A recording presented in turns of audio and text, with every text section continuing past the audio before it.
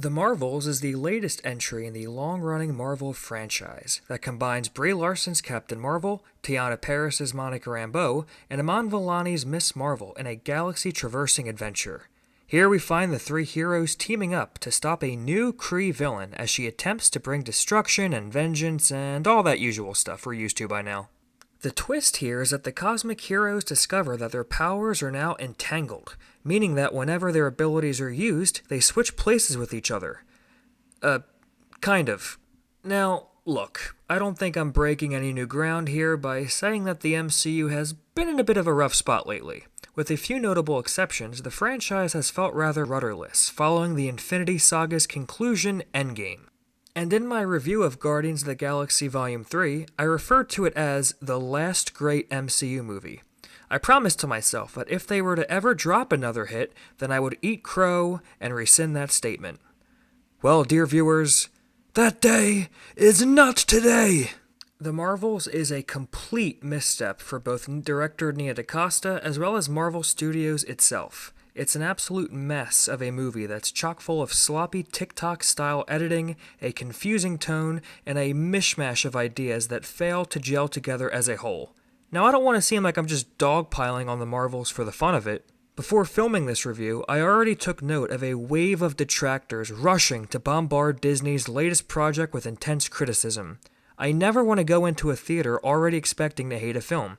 I try my best to give every new movie its fair shake. And there are definitely some elements that work, namely everything having to do with Iman Vellani. Full disclosure, I have not watched her Disney Plus show. However, I found myself infinitely charmed by her performance. I actually enjoyed when we would cut away from the cockamamie plot to scenes of just her interacting with her family. Vellani injected a much-needed vibrant energy to the storyline and had great chemistry with the other two heroes. Which brings us neatly along to the other leads of the film.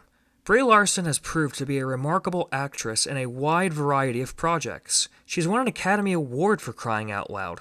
Her turn as Captain Marvel, however, is one that has never really worked for me. Ever since her introduction, I felt that Marvel had no clear idea on how she should be defined, and Brie Larson tries what she can to bring something to the role, but it's hard to connect with her when it feels as if her personality is changing from scene to scene. Almost as if they're writing her material as they go along. She goes from snarky quipping one minute to brooding stoicism another. And I have no doubt that Larson would absolutely nail the role should Marvel ever give her a decent script and focused direction to work with. Teyonah Parris is also doing what she can to bring emotional depth to a movie seemingly devoid of it. She was good, even if 90% of her dialogue revolved around explaining complicated science stuff. And I continue to believe that Samuel L. Jackson's Nick Fury should have been killed off in Winter Soldier, as he continues to be a useless character. Here, he is reduced to a bumbling comic relief sidekick who mainly lingers around one room for the whole movie and dishing out dumb jokes and exposition. Speaking of exposition, there's quite a bit of it in general, probably because of how much has happened in between films that needs to be covered.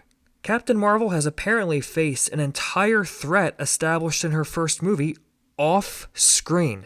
It feels as if there is an entire movie that was skipped over to get to this crossover event. As I was watching The Marvels, I found myself wondering if I had somehow missed a Captain Marvel sequel.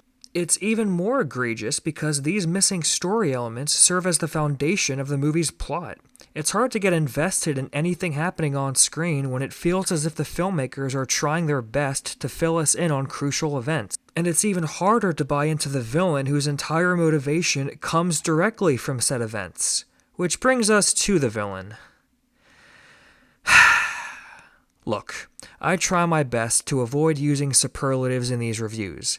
I've thought about this long and hard after coming out of the theater, and now I can safely say that this is without a doubt the worst MCU villain since Malekith. Yeah, that bad.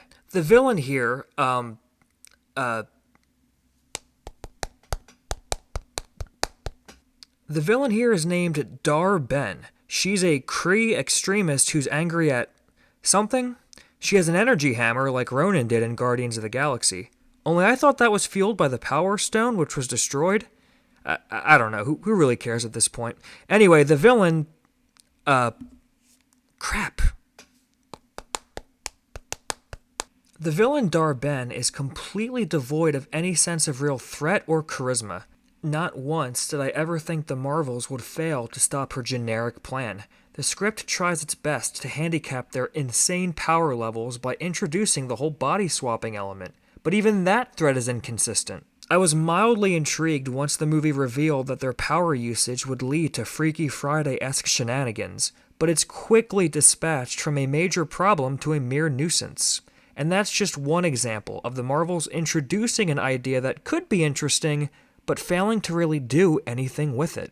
There's a whole slew of half-baked threads, including a musical sequence that ends up completely feeling out of place. To me, it felt as if the movie was the result of Disney combining a bunch of random ideas that they couldn't quite fit into their other shows and movies.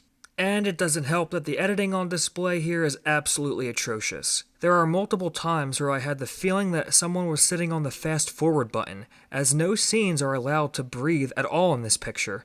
I can recall one moment in particular where something really dramatic is happening, and the characters are forced to make a life or death decision.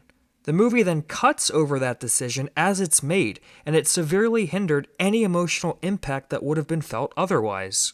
Guys, I was incredibly disappointed by the Marvels, and it's a shame because I can tell the three leads are trying their hardest to make everything work, and as I said before, when the plot isn't happening and we are just watching these characters interact, it's not half bad.